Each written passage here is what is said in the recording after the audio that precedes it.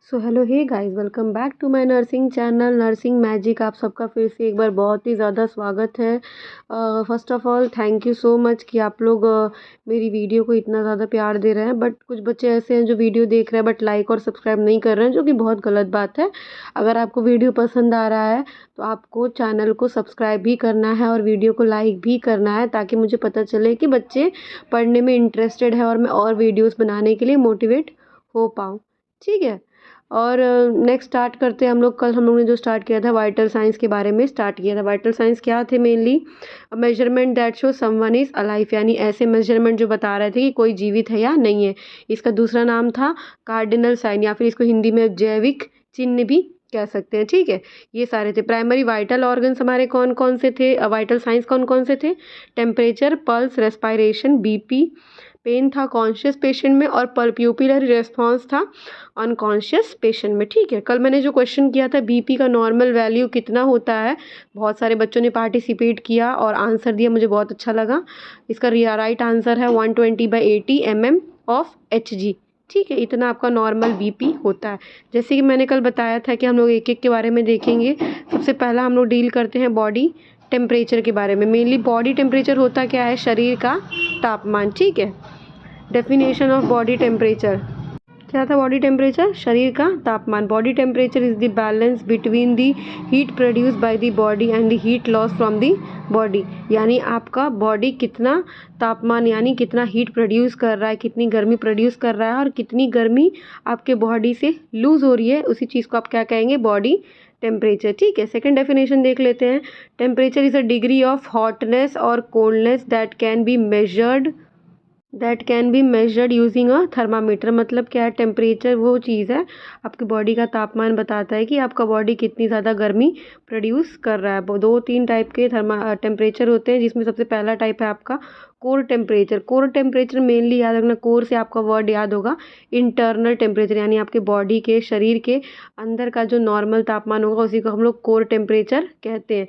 देख लीजिए, it is the temperature और of the deep tissue such as thorax, abdominal cavity, it remain relatively constant। मतलब क्या है? ये जो बॉडी का कोर टेम्परेचर है वो 37 डिग्री सेल्सियस कॉन्स्टेंटली रहता है। मतलब यही वैल्यू रहती है। अगर 37 से ऊपर हो जाएगा वैल्यू तो आपको फीवर हो जाएगा, और इससे नीचे होगा तो आपको बहुत ज़्यादा शिवरिंग और फीवर के साथ में हाइपोक्सिया या फिर हाइपोथर्मिया का कंडीशन आ सकता है।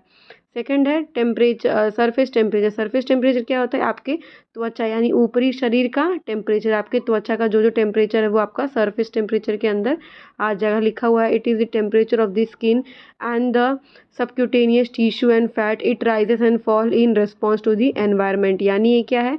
एनवायरनमेंट, जिस भी एनवायरनमेंट में वातावरण में आप रहते हो उसके हिसाब से क्या होगा? ये बढ़ता है और कम भी हो सकता है। ठीक है, जैसे गर्मियों के सीज़न में आप देखते हो कि आपके बॉडी, जो आप बॉडी को अपने टच करोगे तो आपका बॉडी बहुत ज़्यादा गर्म होता है और आपको पसीना निकलता है। और वैसे ठंडी के समय में आप अपने बॉडी को टच करोगे तो आपका हाथ पैर बहुत ज़्यादा ठंडा रहता है और पसीना भी कम निकलता है। ठीक है, नेक्स्ट देख लेते हैं common sites of taking temperature, यानी कौन सी जगह से आप टेम्परेचर ले सकते हैं। सबसे पहला आपका रूट आएगा ओरल रूट, यानी मुंह में। ठीक है, जुबान के नीचे आप अपने थर्मामीटर को रखोगे 2 मिनट के लिए या 3 मिनट के लिए, उसके बाद आपको अपने बॉडी का टेम्परेचर पता चल जाएगा। ठीक है, नेक्स्ट है आपका एक्सिलरी। एक्सिला कहाँ होता है? आपके हाथ के नीचे, आपके अंडर आर्म्स जो होते हैं उस एरिया को हम लोग एक्सिलरी बोलते हैं। वहाँ पे भी आप थर्मामीटर को रखते हो तो आपको टेम्परेचर नॉर्मल या एबनॉर्मल पता चल जाएगा। छोटे बच्चों में मेनली हम लोग नेक्स्ट देखते हैं रेक्टल टेम्परेचर। रेक्टल थर्मामीटर जो यहाँ पे दिया हुआ है, रेक्टल टेम्परेचर जो क्या होता है? रेक्टल एरिया, यानी रेक्टम से आप क्या करते हैं? उसके एनस से या रेक्टम से आप क्या करेंगे? उसके टेम्परेचर लेते हैं। नेक्स्ट है tympanic temperature, tympanic membrane temperature. ठीक है, टिम्पैनिक मेम्ब्रेन टेम्परेचर क्या होता है? जो भी आप टिम्पैनिक थर्मामीटर होता है उसको हम लोग क्या करते हैं? कानों में हम लोग क्या करते हैं? टिम्पैनिक थर्मामीटर को इंसर्ट करते हैं और उससे बॉडी टेम्परेचर पता चल जाता है पेशेंट का। ठीक है, नेक्स्ट देख लेते हैं टाइप ऑफ थर्मामीटर। ढेर सारे टाइप के थर्मामीटर होते हैं, आप लोगों ने देखा होगा। सबसे पुराना आपका है जो है नीचे दिया हुआ है, ग्लास एंड मर्क्यूरी थर्मामीटर, यानी आपका क्लिनिकल थर्मामीटर जो होता है ये वाला थर्मामीटर है। नेक्स्ट आपका डिजिटल, जो आजकल बहुत ज़्यादा चल रहा है, डिजिटल यानी इलेक्ट्रॉनिक भी बोल सकते हैं। नेक्स्ट यहाँ पे दिया है पेसिफायर थर्मामीटर। पैसिफायर थर्मामीटर छोटे बच्चों का टेम्परेचर नापने के लिए काम आता है। नेक्स्ट है आपका इलेक्ट्रॉनिक ईयर थर्मामीटर, इसका दूसरा नाम टिम्पैनिक मेम्ब्रेन थर्मामीटर, जैसे कि वहाँ दिखा रहा है बच्चे के कान में डाला जा रहा है ना, वो एक थर्मामीटर है, ठीक है, जिससे आपको टिम्पैनिक मेम्ब्रेन का टेम्परेचर पता चल जाएगा। नेक्स्ट है फोरहेड टेम्परेचर। फोरहेड टेम्परेचर आप लोगों ने मेनली कोरोना के काल में देखा हुआ होगा।